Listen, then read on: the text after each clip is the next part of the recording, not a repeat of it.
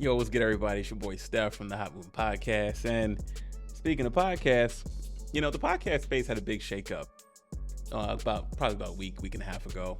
Popular YouTuber Adam22, obviously known from his No Jumper podcast. His usual suspects, they split. This whole debate of, it was a weird debate of being a contractor, being an employee, all that type of nonsense. I mean, look, if someone is paying you for whatever services, you may not be an employee, but for that moment, technically, or maybe not, you're an employee. Somebody's paying you, right? I mean, you don't work for that person, you don't get paid, right? As simple as that, right? So if you're at the behest of someone else's bag, then it is what it is. You know what I'm saying? You got to do some service to get paid. Okay, so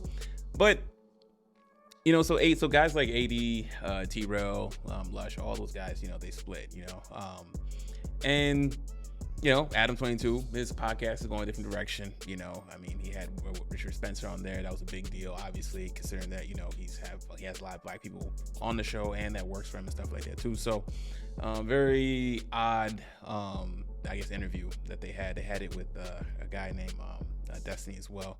And they had no black representation, right? So that was a lot of issues circling around the black community around that. And then obviously everything transpired, everybody bounced and whatnot, right?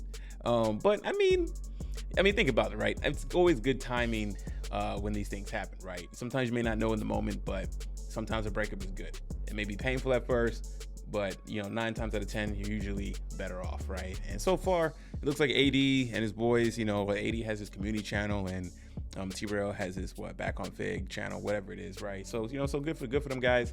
And and then the elephant in the room, right, is Adam22 has this underage allegation swirling around him, and hey, he says that he didn't do anything wrong. I'm not gonna get into too much details of that. I mean, there's plenty of other YouTubers covering it and articles out there, but Adam's standpoint is that he met this underage individual, or maybe not meet in person, maybe just had a conversation. Then a few years later, they reconnected when she was 19.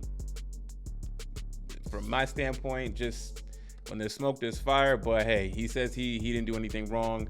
I'll let you guys decide for that, right? But why would you want to work there now at that point, right? Considering that he's making all these weird changes and everything. The way Adam really doesn't really take accountability on his podcast when he makes mistakes and stuff like that is usually someone else's fault. People have ripped into him for profiting off of black trauma, and what I mean by that is that he talks to all these rappers and brings up beefs and situations, and I'm just the interviewer bringing him on to talk and stuff like that. But it kind of seemed like he's perpetuating that. He really likes that type of stuff. I get it, it's a content creation world, but at the same time, these are real people with family trauma and stuff like that, and they've lost loved ones and X, Y, and Z, right? So was he a little sensitive to that? That's debatable. A lot of people think he isn't. So good for the guys that left No Jumper, because now they can just clear the decks. Some of these guys have already started their own platforms, which is fantastic. And I think that as those guys continue to work together, particularly AD and Tro, I mean, they're going to blow up and they're going to be on the same level as No Jumper, if not surpass it. And they don't got to deal with that cloud of whatever nonsense he was dealing with the underage female, stuff like that, right? So, just my take on that, man. As I'm scouring YouTube and seeing how the landscape is kind of changing, and how popular content creators are taking drastic changes, but I mean, at the end of the day, for Adam, the bill is always due, and people are gonna, you're gonna have to answer for your past, and it looks like it's gaining some traction, man. A lot of people are talking about it now. People are pulling up that old blog post that he had written many years ago about the situation. Very, very suspect.